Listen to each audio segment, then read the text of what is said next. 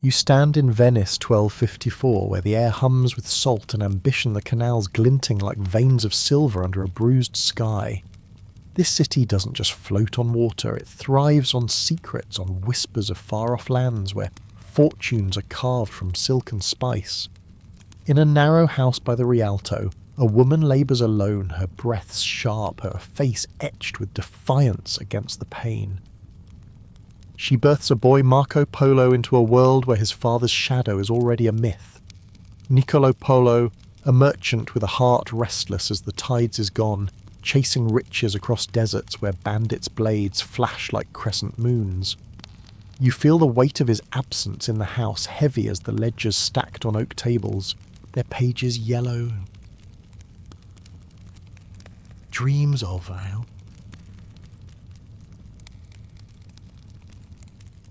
Marco grows up in this city of murmurs where merchants haggle over bolts of damask and sailors spin tales of golden domes in Constantinople. You hear the clink of coins, the creak of ships, the soft curses of men who've seen too much.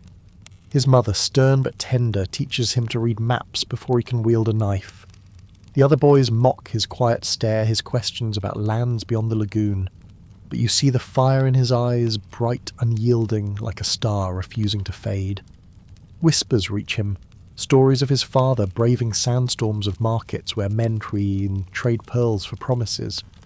These aren't lullabies, they're sparks igniting a hunger that makes his pulse race. You taste the salt on his lips, feel the ache of a boy who knows his destiny lies beyond the horizon, where the world is vast and unforgiving. Venice itself is a crucible forging men who dare to cross seas and empires. You walk its alleys where shadows flicker with intrigue, where a merchant's smile hides a dagger's edge. Marco learns early trust is a luxury, curiosity a blade. His uncle Maffeo, gruff and scarred, tells him of the Caucasus winds sharp enough to cut skin, and of Persian bazaars where thieves slit throats for a handful of saffron. You smell the spice in the air, feel the weight of a city that breeds men like Marco, clever, watchful, born to chase the unknown. By the time he's 15, his father's absence is a wound, but also a map guiding him toward a life where every step is a gamble, every tale a step closer to legend. It's 1269 and you stand in a Venice buzzing with reunion and betrayal, the air thick with the scent of tar and ambition. Niccolo Polo returns, his face carved by years of sun and secrets, his brother Maffeo at his side, both bearing the weight of a message from the east. You see Marco now 17, tall and lean, his eyes wide as he meets the father he's only known through stories. Niccolo's voice is gravel, recounting nights under starlit deserts, bartering with Mongol lords whose laughter hid threats of steel. You feel the tension in the room, the unspoken question. Will this boy raised on whispers dare to follow the path of men who've cheated death? The brothers carry a charge from Kublai Khan, the Mongol emperor whose name strikes awe and fear. He demands envoys a Latin priest and a young man of promise to return to his court, a court where silk drapes hide daggers and loyalty is a fleeting coin. You sense Marco's pulse quicken. He's no warrior, no priest, but his mind is sharp, his curiosity a blade honed by years of listening to sailors' tales. The decision is swift, reckless. Marco will go. You hear the creak of the floor as he steps forward, his mother's protest drowned by the fire in his voice. Venice, with its scheming merchants and shadowed canals, has taught him to seize chance to wager everything on a single throw. As they prepare, you feel the city's pulse plots whispered in taverns, lovers' promises, broken by dawn. Marco packs little a cloak, a knife, a mind full of questions. You taste the salt of his sweat, the fear and thrill mingling, as he imagines the Silk Road's perils, bandits, sandstorms, betrayals. Niccolo clasps his shoulder, a rare touch, and speaks of Kublai's palace where gold flows like water, and trust is a game of knives. You see Marco's jaw set, his eyes burning with a hunger to see it all, to live the stories that shaped him. The East calls a siren song of danger and wonder, and you know this boy, barely a man, is stepping into a world that will break him or make him immortal. You step out from Venice in 1271, the air heavy with farewell and foreboding, as Marco Niccolo and Maffeo Polo vanish into the haze of the Adriatic. No trumpets blare, it's a quiet slip away, laden with papal letters for Kublai Khan, promises of faith and alliance scribbled on vellum that could mean salvation or a swift blade across the throat. You feel the ship's deck sway beneath your feet, the salt spray stinging like a lover's slap as they sail to Acre, in the Holy Land, a crossroads of crusaders and cutthroats where Christian knights eye Muslim traders with suspicion sharp as daggers. The Polos carry not just goods but secrets, whispers of the Khan's court where betrayal lurks in every shadowed alcove. From Acre, you press inland, the sun scorching your skin like a brand through Armenia's rugged hills where bandits prowl their eyes gleaming with greed for a merchant's purse. You taste the dust on your tongue mingled with the metallic tang of fear as the trio joins a caravan snaking through Persia, camels groaning under loads of silk and spice, their bells a rhythmic warning against the silence that hides ambushes. Nights fall cold and cruel.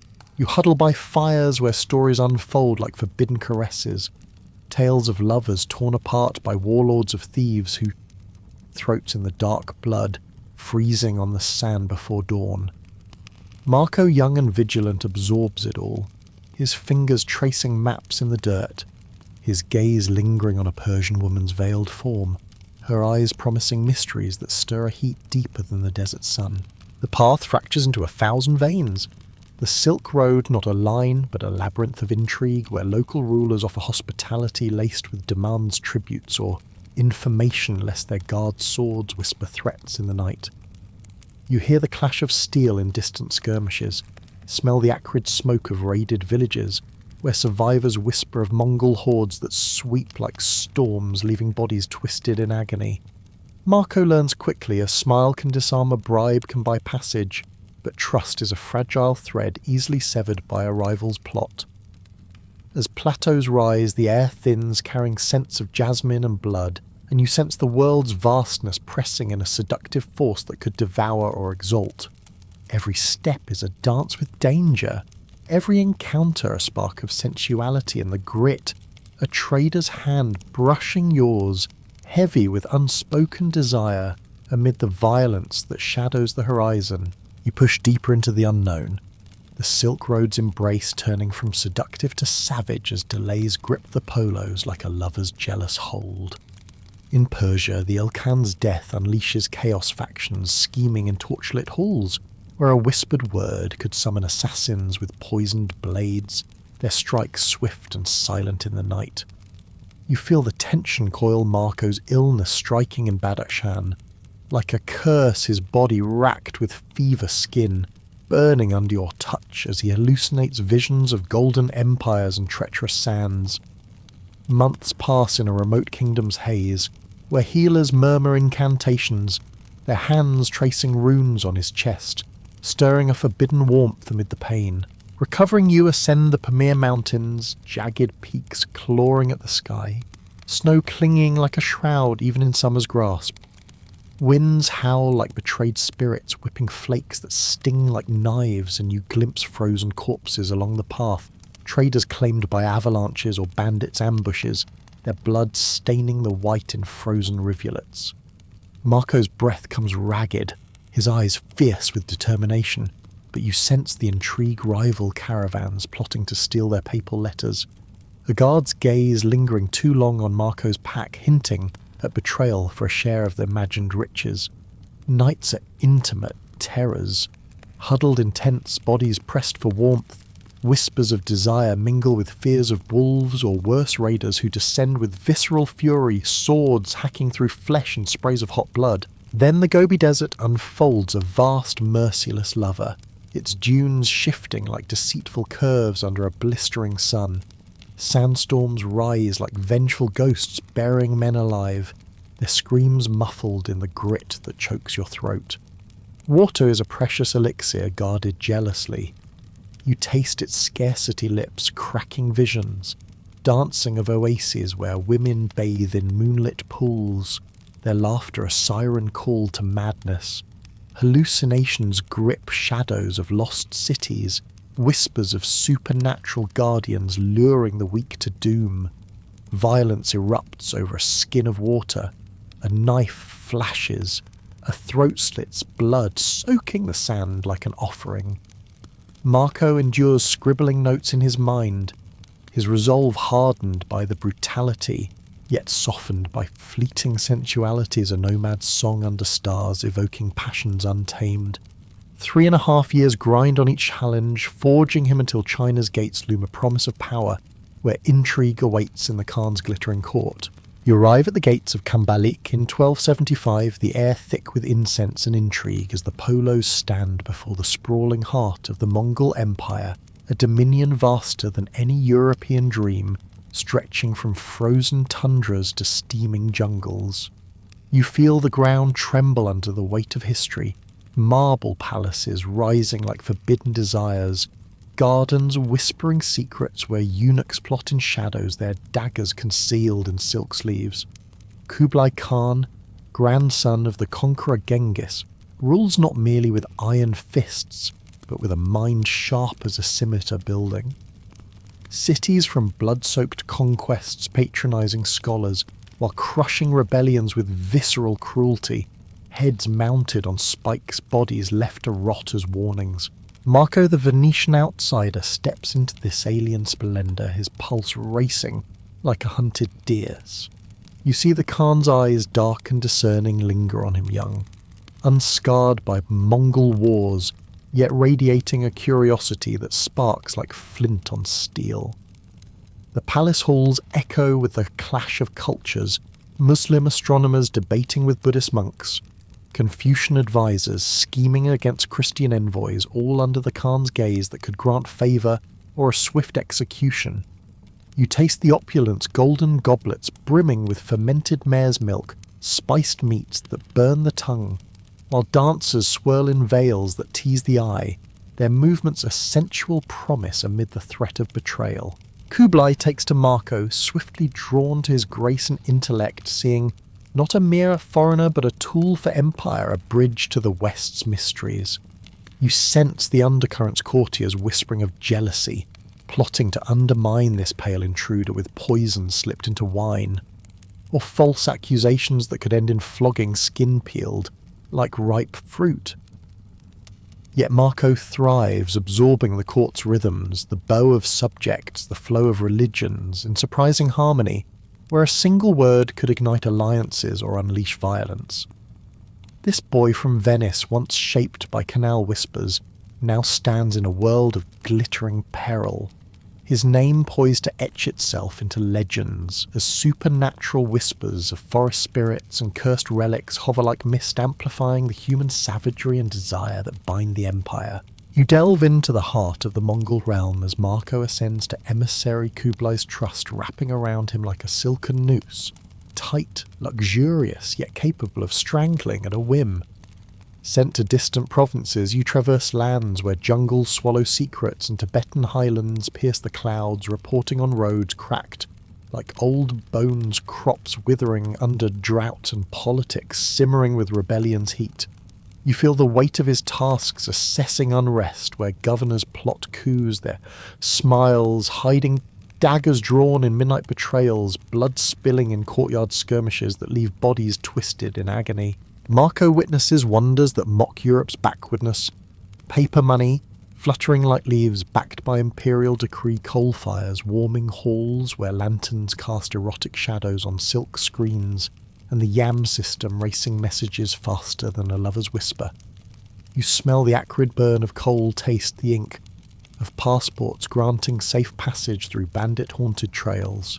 Cities bustle with trade merchants haggling over ivory-tusked spices that ignite the senses, while rituals unfold, strange beasts paraded in processions.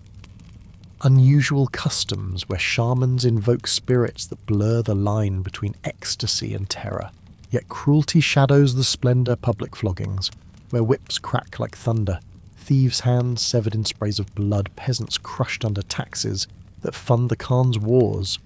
You hear the screams echo, feel the emotional toll on Marco as he navigates this patchwork empire, Muslims praying beside Christians, Buddhists meditating amid Confucian scholars, harmony enforced by fear. For 17 years he serves not as spy or soldier, but as cultural conduit, his Venetian roots fading like a distant memory. You sense his growing entanglement, the seductive pull of Asia's passion, stolen glances, in opulent baths where desire flares hot amid the steam here, making return to Venice a fading dream, haunted by supernatural tales of cursed relics that whisper of doom, amplifying the intrigue and violence that define his adopted world. You traverse the Mongol Empire's fringes as Marco becomes its vigilant gaze dispatched to realms where snow leopards prowl icy crags and burning sands whisper ancient curses.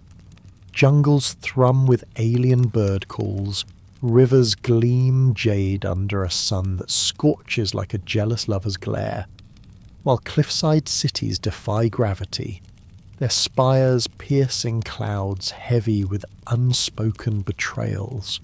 You ride endless weeks past yurts, billowing smoke horizons dotted with riders whose arrows fly swift and true, claiming lives in sprays of blood that stain the earth like forgotten oaths.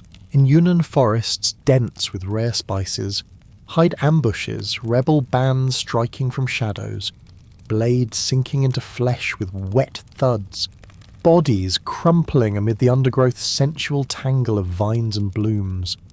You witness salt harvested from lakes blushing pink at dawn, governors enforcing the Khan's will with iron fists, blending Buddhist chants and mosque calls in a fragile peace, shattered by sudden violence. A tax collector's throat slit his blood, mingling with the saline brine. The Yam system's relentless speed connects at all stations where horses foam at the mouth, riders collapsing from exhaustion, their tales of intrigue carrying faster than wind. Technologies astound paper currency exchange like whispers of power, passports warding off bandits whose raids leave villages in flames, screams echoing, as women are dragged into the night, their cries a haunting melody of desire and despair. Bridges arch like lovers' backs over raging rivers, fireworks exploding in bursts that terrify foes scattering armies in chaos where limbs are torn asunder. Yet cruelty pervades public punishments, where whips flay skin from bone taxes, grinding peasants into rebellion villages, raised in imperial fury smoke, rising thick as the empire's diverse veil, no single faith or bloodline dominates, stitched by awe and terror. You feel Marco's awe, mixed with burdened supernatural echoes of forest spirits luring the unwary to doom, amplifying the raw humanity passions ignited in hidden groves. Violence erupting like storms in this patchwork world, he maps with unyielding eyes. You immerse in Camberlick's opulent core as Marco solidifies his place no longer a stranger, but a fixture in a Kublai's inner sanctum, his fluency in Hung's and curiosity sharp as a hidden stiletto. Trusted beyond measure, he commands the ear of an emperor ruling multitudes, greater than Europe's kings dispatching him for tax audits, where corruption festers like open wounds in intelligence on uprisings where rebels' heads roll in bloody spectacles and morale probes among governors whose loyalties shift like sand betrayals sealed with poisoned chalices in shadowed banquets. His Venetian neutrality proves priceless. No tribal chain bind him, allowing objectivity in a bureaucracy rife with charm and cunning. You watch him navigate it, recalling river villages, where birds fish like trained assassins, temples guarding gold leaf scrolls whispered to hold cursed incantations that drive men mad with visions of spectral lovers. Fire signals summon cavalry in hours, hooves thundering like impending doom. His western guise draws stares in Chinese provinces, peasants gaping at this pale enigma, yet he bows with respect, earning entry to forbidden realms. Even Mongols shun where rituals unfold in incense. Clouds, dancers' silk veils teasing skin, their hips swaying in rhythms that ignite forbidden fires amid the court's lethal games. Ceremonies captivate, music swelling as ambassadors proffer tributes. Indian pearls glistening like sweat on a lover's throat, African ivory carved with savage grace. Persian lions roaring in chains, their eyes wild with captured fury. The court pulses as a global nexus, merchants bartering secrets, mystics weaving spells of protection against unseen spirits, spies slipping daggers into rivals' backs during feasts where wine flows red as spilled blood. Through it, Marco observes trusted yet apart his 30s, marking a man forged by East's embrace. You feel his longing stir Venice's canals, a spectral memory, pulling against Asia's seductive grip, whispering the inevitable question: how long until this visitor entangled in passions and perils forgets the path home haunted by relics that murmur of eternal exile? You linger in the East's embrace after nearly 2 decades, Marco transformed into a man of dual souls, Venetian blood pulsing beneath Mongol robes, his heart a battlefield of loyalty and longing. Fluent in dialects that twist like serpents filled with visions no Westerner could fathom.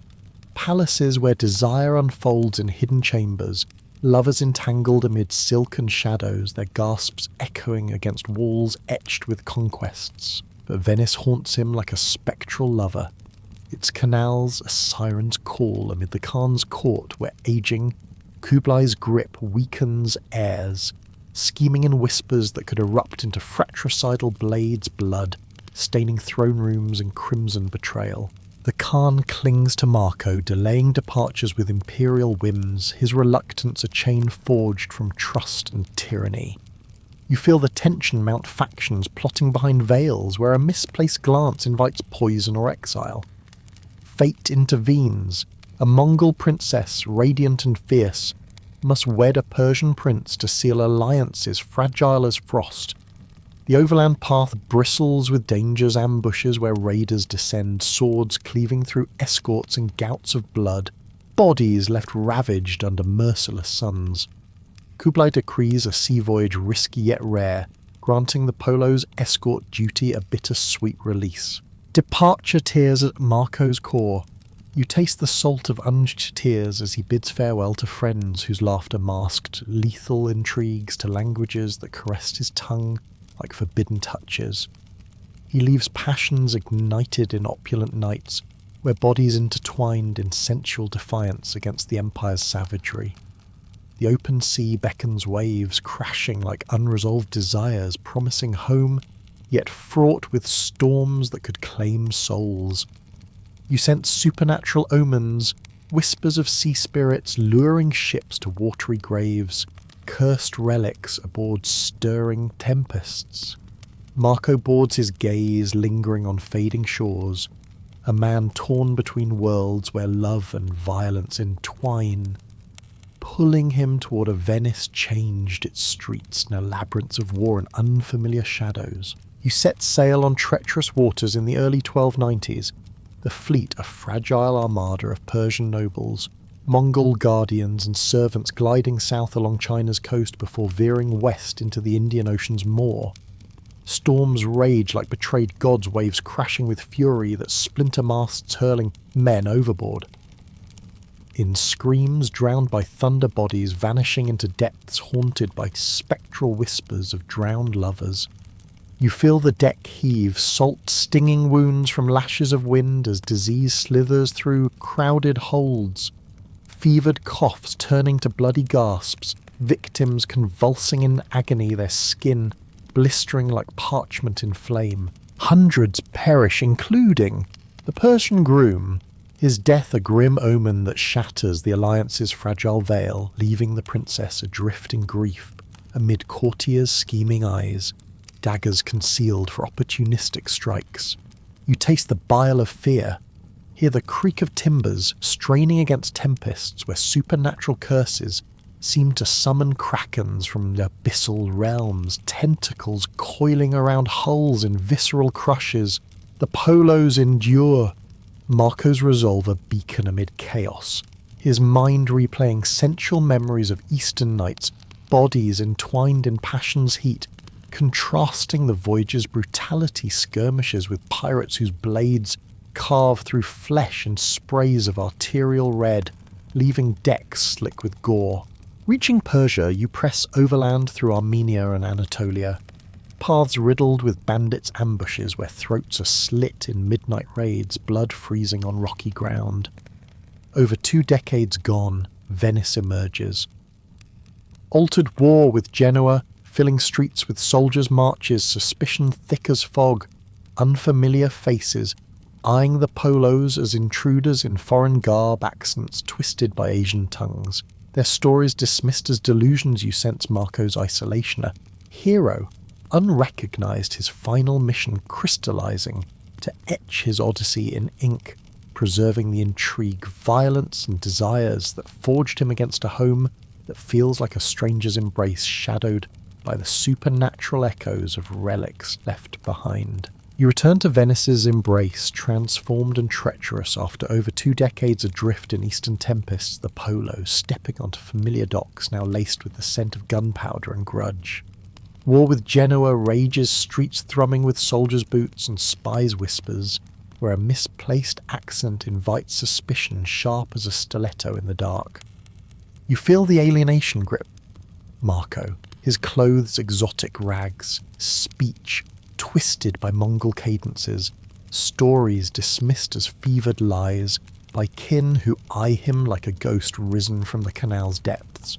No hero's welcome awaits, instead mockery in taverns where sailors scoff at tales of coal-burning stones and paper gold their laughter, masking envy that could turn to violence, a brawl erupting over doubted words, fists cracking jaws, blood spilling onto cobblestones slick with rain. You taste the bitterness on Marco's tongue, his memories of sensual eastern nights, bodies entwined in palace shadows, desires flaring hot amid intrigue clashing with Venice's cold pragmatism where merchants plot betrayals for profit, daggers drawn in alleyway ambushes. Yet purpose burns within to chronicle it all, preserving the wonders and horrors the Khan's court where loyalties shattered, in bloody purges, supernatural relics, whispering curses that drove men to madness. You sense his resolve harden amid the unfamiliar faces, a city once home, now a labyrinth of war's scars pushing him toward ink and parchment. Marco, forged by Desert's grit and Empire's savagery, stands a stranger in his birthplace, his final odyssey, unfolding not on seas but in words that will ignite Europe's dormant fires, blending fact with myth in a seductive narrative of power, passion and peril. You plunge into Venice's naval fray peace, shattered as Marco is conscripted against Genoa, his survival of deserts and dynasties, mocking the sea battle off Anatolia's coast where ships clash in thunderous fury, cannons belching, smoke decks splintering under grape shot that tears flesh in ragged bursts.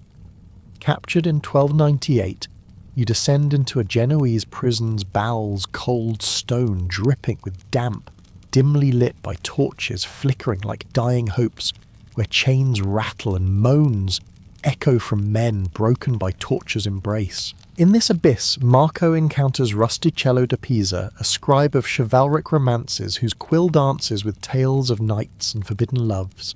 With time as their captor, Marco unleashes his odyssey, the Silk Road's perils, where bandits' blades slit throats in midnight raids, blood freezing on sand. Kubli's court alive with intrigue, heirs poisoning rivals in feasts where wine runs red as arterial spray. Snow leopards, prowling crags, paper money fluttering like illusions. Coal fires warming halls haunted by spirits that lure the unwary to doom. Rustichello transcribes line by visceral line rhinos mistaken for unicorns. Cities teeming with millions where executions draw crowds, heads rolling in dust. Rituals blending ecstasy and terror, armies thundering across plains in waves of slaughter. The book Il Milione erupts across Europe like wildfire, recited in courts and alehouses, some hailing it as treasure map, others decrying it as fantasy woven from prison delirium. You feel the skepticism sting, yet Marco stands firm even on deathbed, urging confession met with his retort, "I did not tell half of what I saw." This revelation inspires explorers, blurs myth and reality, inviting the West best to chase the East's seductive shadows where violence and desire entwine eternally. You witness the unleashing of Il Milione, Marco's prison-forged tome spreading like a seductive plague across Europe, its pages alive with Eastern enigmas that blur the veil between truth and tantalizing myth. Dictated in shadows, it unveils Cathay's wonders, paper currency whispering promises of wealth, courier systems, outpacing Europe's sluggish messengers, grand cities like Hangzhou and Kambalik, teeming with multitudes whose customs defy Latin norms, where desires unfold in hidden pavilions amid the scent of jasmine and intrigue. Europe devours it, kings pore over maps etched with golden palaces and vast armies. Merchants scent opportunity and spices that preserve flesh or ignite passions. Monks ponder souls in alien prayers, townsfolk whisper in awe of a world vaster than scripture's bounds. You feel the reception's duality. Some hail it as revelation, inspiring quests for riches guarded by supernatural curses. Others scorn it as fabrication, a Venetian's fevered dreams of unicorns and coal fires, yet its allure persists, planting curiosity like a forbidden seed in minds starved for the exotic. The book paints the East not as mere geography, but a realm of raw intensity rituals, blending ecstasy and execution where heads roll in public spectacles, blood-soaking earth as warnings.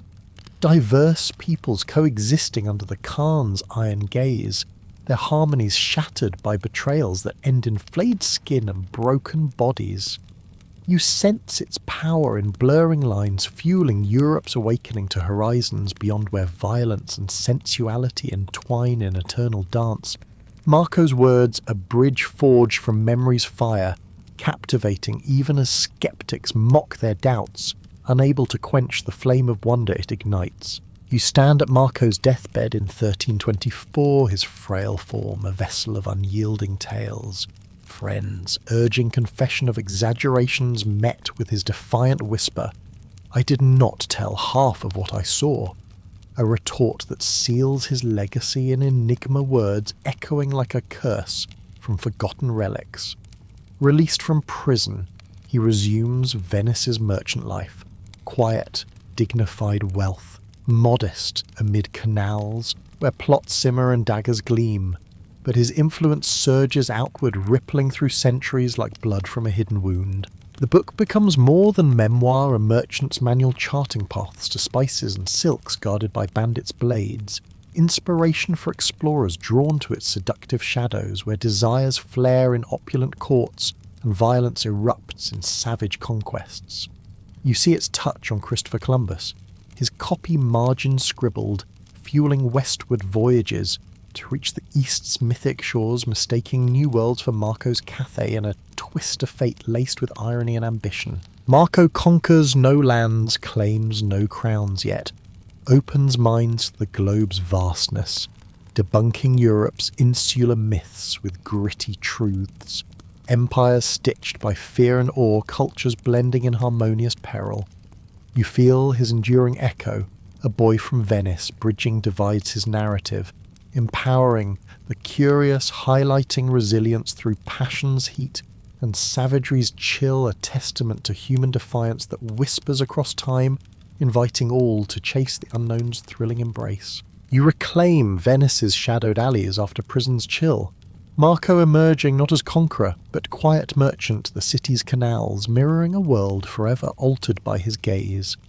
No longer anonymous, his tales ripple through Europe like forbidden whispers doubted by some yet igniting flames in others, kings envisioning eastern alliances sealed in blood, merchants plotting routes where daggers await in ambushes, monks pondering souls entangled in alien rites.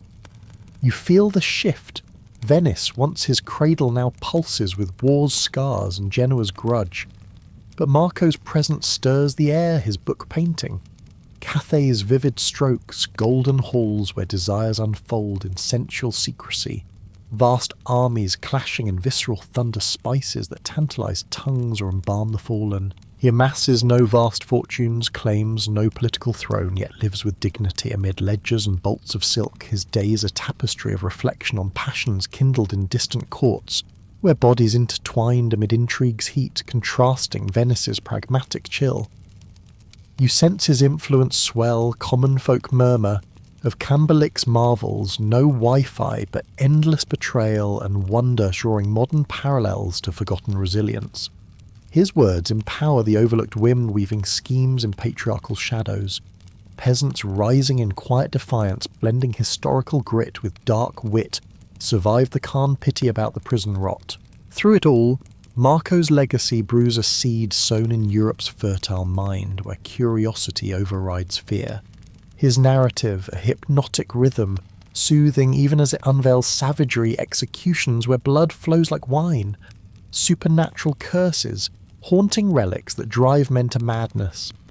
Venice envelops him once more, but the East lingers in his veins, a seductive force that reshapes the world one whispered story at a time. You ponder Marco's ripple across to time, his book a catalyst that shatters Europe's cocoon-inspiring souls like Christopher Columbus, who clutches annotated pages on stormy decks, margins scarred with notes dreaming of western paths to eastern gold irony thick as blood in uncharted seas.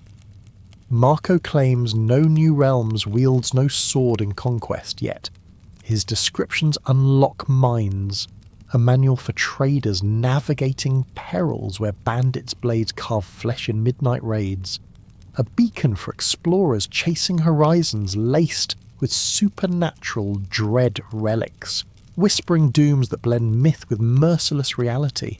His influence endures debunking romanticised nights for raw survival, blood and hunger, defining eras where passions ignite in forbidden embraces, amid courtly betrayals, violence erupting in savage flurries that leave bodies broken on battlefields. You feel the thematic pulse resilience through savagery and desire, empowering the marginalised peasants plotting rebellions with cunning sharper than steel women wielding intrigue in patriarchal veils. Modern echoes resound no apps, just frostbite and forbidden gazes, drawing parallels to today's wired isolation. Marco's words invite immersion. You taste the spice-laden air, hear the clash of empires, feel the heat of a lover's touch in icy nights blending dry humour with gritty intensity. Crossed the Gobi. Congrats, the rats outlasted you. His legacy, a hypnotic narrative for reflection, underscores human stubbornness. They loved, fiercely fought, brutally lived. Defiantly, his bridge between worlds, a testament to curiosity's unquenchable fire. Soothing even as it unveils the world's unflinching truths. You bridge from Marco's personal saga to its seismic waves, his journeys not mere footsteps but fractures in Europe's worldview, shattering isolation with visions of an East alive, with peril and allure. His book, born of prison's gloom, becomes a clarion call, merchants eyeing trade routes where betrayals lurk in caravan shadows, explorers plotting voyages amid storms that claim lives in watery graves. You sense the shift centuries later. Columbus sails with Marco's words as compass mistaking new shores for Cathay's gold irony laced with ambition's blood conquests birthed from misunderstood maps. This transition unveils broader tides. Marco's tales debunk chivalric illusions, revealing survival's grit empires forged in savagery where blades cleave flesh in ritual executions, passions igniting in forbidden trysts that defy class chains. You feel the thematic threads weave resilience through desire's flame and violence's chill empowering voices, silenced by power women, scheming in veils of intrigue, peasants wielding cunning against lords' whips. Modern echoes resonate no digital escapes, just raw human defiance, drawing parallels to today's fractured connections. His impact cascades, inspiring ages of discovery, where supernatural whispers of cursed horizons blend with human hubris. A hypnotic narrative, soothing yet stirring. They crossed unknowns, loved amid chaos, bled for curiosity's sake. Marco's bridge endures, a testament to exploration's unyielding pull, transitioning to histories where collapse and renewal entwine much like the Bronze Age's looming shadows. You culminate Marco Polo's Odyssey, his name echoing through centuries like a relic's curse, a Venetian boy who bridged chasms with words that ignited worlds. From Silk Road's dust-choked perils, bandits' blades flashing in ambushes, blood-soaking sands to Kublai's court where intrigues unfolded in silk-draped shadows, desires flaring hot amid execution's grim spectacles, Marco lived the unfiltered empires of diversity stitched by fear technologies mocking Europe's supernatural whispers, luring souls to doom. His legacy defies romantic veils, highlighting raw realism, survival through savagery's edge and passion's heat, empowering the marginalised cunning women, defying patriarchal chains, rebels plotting in whispered defiance. You immerse in his world's grit, feel the whip's crack on flesh, taste the spice of forbidden embraces, hear the clash of cultures in harmonious peril. With dark wit, endured the Gobi.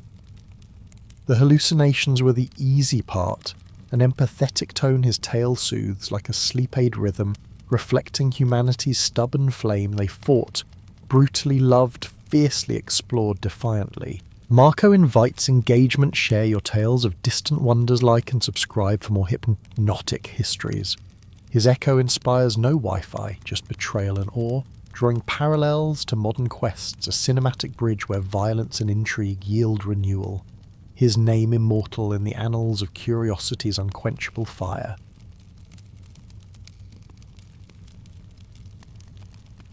You stand amid the ruins of Mycenaean Greece around 1200 BCE, where stone fortresses once loomed like defiant lovers against the Aegean sky, their walls scarred by battles where blood flowed like forbidden wine.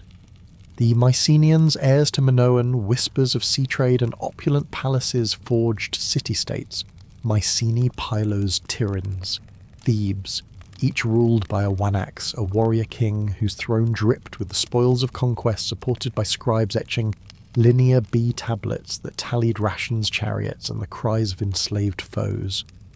You feel the pulse of their world literate, centralized, militarized, where artisans hammered bronze blades sharp enough to slice through flesh in ritual sacrifices, soldiers clashing in phalanxes that left fields strewn with bodies, limbs hacked in visceral sprays. Yet shadows creep in earthquakes, rumble like betrayed gods, fault lines cracking, palaces asunder, stones tumbling in chaos that buries lovers mid-embrace, their final gasps mingling with dust. You taste the fear as invasions surge, perhaps from sea raiders or internal rebels. Lower classes rising against elites in savage uprisings. Knives flashing in torchlit halls, throats slit in betrayal's heat. Famine gnaws deeper droughts, withering crops under a merciless sun. Population starving, turning to cannibalism in desperate nights, where hunger drives men to carve kin like beasts. The collapse cascades. Pylos burns, flames devouring scrolls and flesh alike. Mycenae crumbles twice over walls breached in sieges, where arrows pierce eyes, swords gut foes in gouts of blood. Linear B vanishes. Bureaucracies dissolve into silence, towns shrink to ghosts, trade severed, like a lover's bond.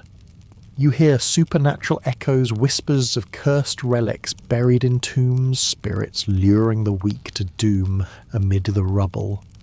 No grand defeat, but a systemic unravelling fragility exposed in interconnected vulnerabilities echoes, shaping Greek myths of Agamemnon's hubris, Achilles' rage, Troy's fall, humans stubborn and savage clinging to resilience, through passion's flame and violence's chill. You gaze north to the Hittite Empire in Anatolia, a Bronze Age titan, rivaling Egypt, its kings clashing at Kadesh in chariot storms where blades cleaved helmets, blood spraying like illicit desires under the sun. Centered in Hattusa, a fortress of walls and temples, libraries, hoarding clay tablets that sealed the world's first peace treaty, you feel the empire's might diplomacy laced with war innovations in iron that forged weapons keen for throats, governors, ruling distant lands with fists wrapped in velvet, corresponding with pharaohs as equals amid intrigue's web. Around 1190 BCE silence descends. Hattusa falls, buildings collapsing in flames, archives buried under ash and stone, no lament etched to warn of the end. You sense the unravelling waves of invasions from displaced hordes, perhaps western migrants storming borders in raids where axes hack limbs, bodies piling in gore-streaked fields. Internal factions fracture rival princes, poisoning feasts, daggers slipping between ribs and sensual betrayals under moonlit tents, loyalties shifting like sands. Drought strikes like a curse, food shortages, starving cities, economies crumbling as vassals in Syria revolt temples sacked in orgies of violence, where priests' blood mingles with sacred oils. You hear supernatural murmurs, ancient relics, awakening spirits that drive kings mad, visions of spectral lovers luring to ruin. The empire disintegrates, loosely bound territories splintering into Neo-Hittite fragments, grandeur lost for millennia, until archaeologists unearth the bones. Hittites, masters of law and iron, vanish from history's stage, their fall a warning. Even fortified hearts yield to chaos's embrace, where violence erupts in brutal finality, desires unfulfilled. In the dust, resilience flickering in the Dark Age's dawn, humans defiant amid the wreckage. You behold Egypt's enduring splendour in the 13th century BCE, under Ramesses II's colossal gaze, temples rising along the Nile, like eternal lovers, influence snaking into Canaan and Syria, with tributaries of gold and grain vassals bending in loyalty laced with fear. Yet by Ramesses III's reign, shadows encroach a storm brewing from the sea invaders known as Sea People, confederates wielding fire and bronze descending like vengeful spirits to ravage coasts. Inscriptions at Medinet Habu etch the chaos coalitions of Peliset, Shurden, Lukka, Shekelesh surging with chariots and ships burning cities in flames that devour flesh and stone screams mingling with crashing waves. You feel the onslaught they've shattered. Hatti crushed Levantine palaces in orgies of slaughter blades, hacking through defenders in sprays of blood now, at Egypt's delta where Pharaoh fortifies with navy and walls meeting them in battles, where arrows pierce throats, swords gut foes amid the Nile's crimson tide. Victory comes, barely invaders, repelled remnants absorbed as border settlers, but the toll scars, deep tombs robbed in desperate nights, grain scarce fueling strikes at Deir el Medina, workers' hammers falling slain in rebellion's heat. You sense supernatural undercurrents, cursed relics from drowned ships, whispering dooms, spirits of the slain luring warriors to madness. Egypt endures wounded, withdrawing into isolation, no longer empire's tower, but a kingdom bracing to climb its records vivid on stone, chronicling the storm that bent even the Nile's unyielding flow. Humans resilient amid savagery's embrace, passions flaring in the face of chaos. You unravel the enigma of the sea people's haunting spectres of Bronze Age turmoil, not a unified horde, but a confederation storming from waves and shores, leaving empires in ash and blood. Egyptian annals name them Peliset, Shurden, Shekelesh, Denyen, Cheka. Origins debated Anatolian coasts. Aegean isles or Balkan wilds displaced by famine's gnaw, or war's fury migrating in desperation that ignites raids. Around 1200 BCE cities blaze along the Mediterranean. Ugarit falls, its final clay pleas for aid buried in ruins. Enemies closing with chariots thundering. Ships beaching in assaults where blades slice throats in visceral sprays. Families dragged into slavery amid flames. You feel their organization warriors equipped with bronze. Some mercenaries turn traitors, entire clans on the move, animals, lowing children wailing, driven by hunger's savage kiss. Egypt alone repels, but devastation lingers. Peliset settle as Philistines' biblical foes clashing with Israelites in battles of iron and fire. Were they invaders or refugees? Both perhaps symptoms of drought's curse famine, sparking migrations that erupt in violence. Populations fighting for scraps in orgies of betrayal. You hear supernatural whispers, cursed amulets from sunken vessels luring souls to watery graves, spirits of the displaced haunting shores. Their legacy chaos's visage signalling the old world's death, leaving fire-scarred lands and a fractured age. Humans defiant in savagery, desires unquenched amid the ruins' seductive silence. You delve beneath the Bronze Age's visible scars where climate creeps as a silent saboteur, scientists unearthing drought's prolonged grip around 1200 BCE through pollen. Ghosts and sediment secrets, rainfall vanishing like betrayed promises. Harvests withering under skies turned cruel. You feel the catastrophe unfold, empires reliant on grain's bounty, surpluses feeding multitude, fueling trade-paying scribes now starve as fields crack like lovers' hearts, granaries echoing empty amid famine's howl. Interdependence, once a strength twists into fatal flaw, you taste the panic as Ugrit's letters plead for delayed grain. Hittite appeals, echo desperation, even Egypt's Nile strains under scarcity, allocating rations to refugees in tense allotments. Hunger breeds chaos. Populations flee cities for barren countrysides, hoarding Sparks raids where blades sink into flesh over loaves' blood, mingling with dust in savage scrambles. You hear supernatural undertones, cursed heavens, withholding rain as divine wrath, relics whispering dooms that drive chieftains to mad sacrifices, throats slit on altars in vain pleas. Climate catalyzes the full weakening foundations for invasions and rebellions to topple. No single foe but relentless skies, amplifying pressures, centralized machines crumbling without surplus taxes. Falter armies revolt in hunger's rage. You sense the chain when rain ceases. Worlds shatter. Humans turning feral in desire's grip, passions flaring in desperate unions amid the ruins, resilience tested in scarcity's unyielding vise. You witness the Bronze Age's profound silence as writing the glue of power dissolves kings, once commanding through clay and papyrus, tallying grain, sealing. Pacts, now voiceless as palaces burn. Hittite cuneiform halts mid-decree, linear B-phase with Mycenaean scribes slaughter, blades carving flesh instead of tablets. Ugaritic alphabets perish in Syrian flames, Egyptian literacy dims with eroding control. You feel the loss, not mere language, but memory's erasure, history, unrecorded taxes, uncollected laws forgotten in oral haze, vulnerable to distortion. This collapse shreds coordination. You taste the fragmentation armies, unpaid revolt in bloody uprisings, supply chains snap like brittle bones. Religions warp as temples abandon meticulous rites for improvised pleas.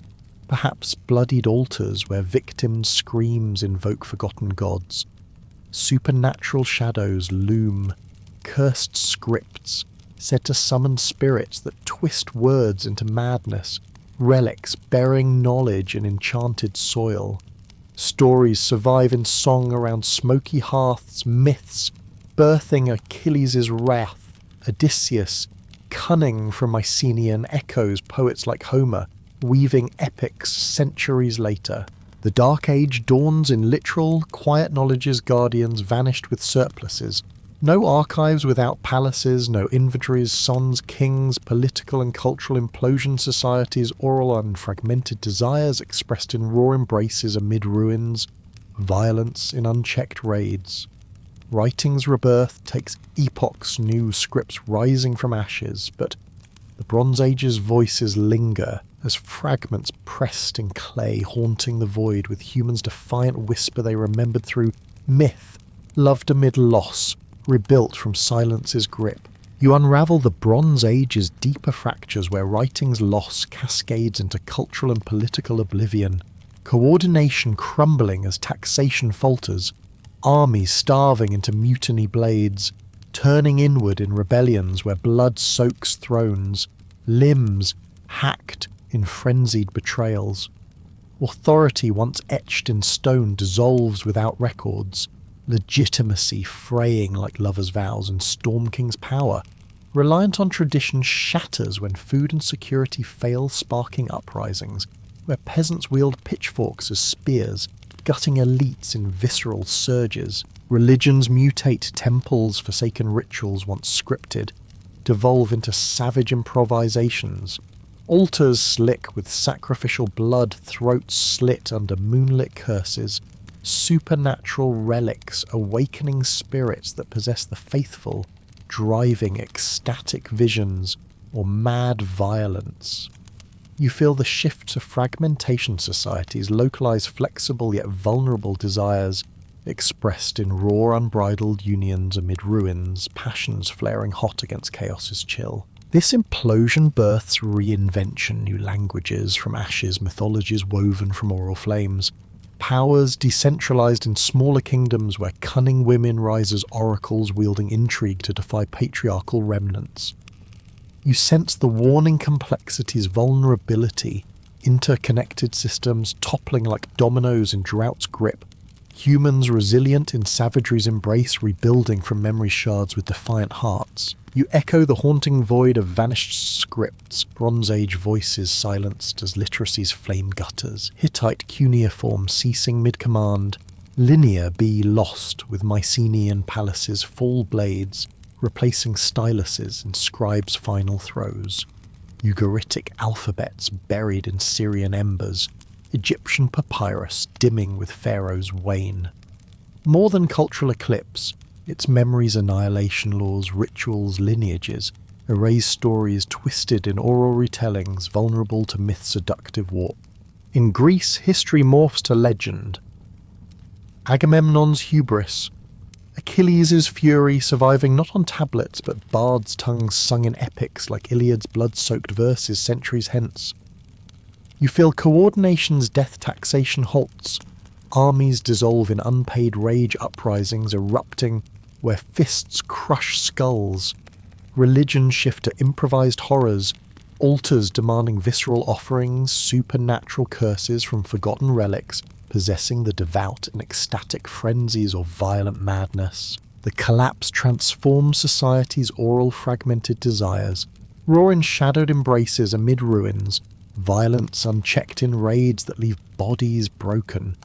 Writing's return demands epoch's alphabets reborn from Phoenician sparks, but Bronze Age echoes as clay fragments haunting with human stubborn rebirth. They preserve through song loved amid erasure, reconstructed from silence's unyielding grasp. You emerge from Bronze Age dust as empires. Mycenaean Hittite, Ugarit lie shattered trade severed like a lover's artery, palaces forsaken ghosts writing, muted populations dwindled in famine's grasp. The Greek Dark Age from 1100 to 800 BCE misleads. Not utter void, but adaptation's quiet forge communities shrink to sustainable hamlets, iron mastered from abundance, smelted in fires that temper blades sharper than bronze, ushering an age of grit and innovation. You feel the resilience stir survivors of Mycenaean full birth. Classical Greece's forebears, oral traditions preserving shards, bards, chanting around hearths where passions ignite in shadowed embraces. Myths of heroes like Achilles woven from violence's thread. Supernatural whispers haunt cursed relics from ruins, luring souls to visions of renewal spirits guiding hands to plough forgotten fields. Fragmentation breeds flexibility. Smaller kingdoms rise decentralized powers, navigating chaos with cunning women, wielding oracles as intrigue to challenge patriarchal remnants' desires, flaring in defiant unions amid the wreckage. The collapse resets, stripping bloated systems for nimble rebirths, humans stubborn in savagery's wake. They adapted through iron's edge, loved amid scarcity, rebuilt from myth's enduring flame. You witness phoenixes from Bronze Age ashes, new powers ascending in the Levant's glow, Phoenicians emerging from Canaanite cinders, reviving trade with sails cutting waves like daggers through flesh, spreading a supple alphabet that births literacy's dawn across seas. You feel their pulse merchants bartering in ports where desires whisper in exotic tongues, intrigue simmering in deals sealed with blood oaths, violence lurking in pirate raids that leave decks slick with gore. To the east, Assyrian Babylon reconstruct imperial might, surging from chaos's lessons armies, marching in thunderous formations, blades harvesting foes in harvest of limbs, empires learning fragility's sting. Egypt